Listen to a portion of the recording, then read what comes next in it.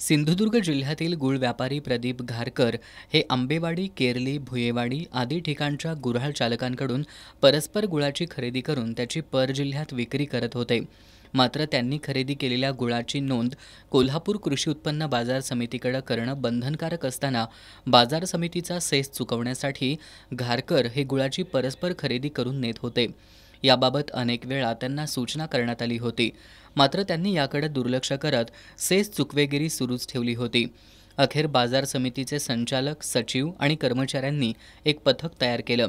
या पथकानं गूळ व्यापारी घारकर यांनी खरेदी केलेला गूळ कराडकडे घेऊन जाणारा ट्रक बुधवारी रात्री 11 वाजता केरली इथं ताब्यात घेतला. सध्याच्या बाजारभावानुसार या गुळाची किंमत 4 लाख रुपये होत असून त्यावरील 4,000 रुपये सेस आकारणी आणि त्यावर 5% दंड वसूल करून हा ट्रक सोडण्यात आला. दरम्यान अनेक गूळ व्यापारी बाजार समितीचा सेस चुकवण्यासाठी अशा प्रकारे परस्पर गुळाची वाहतूक करत असल्याचं दिसून येतंय.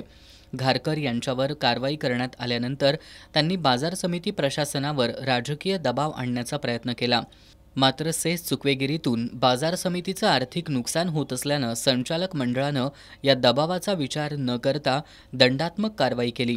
या कारवाईमुळे अशा प्रकारे सेस चुकवणाऱ्या इतरांना लगाम बसणार आहे.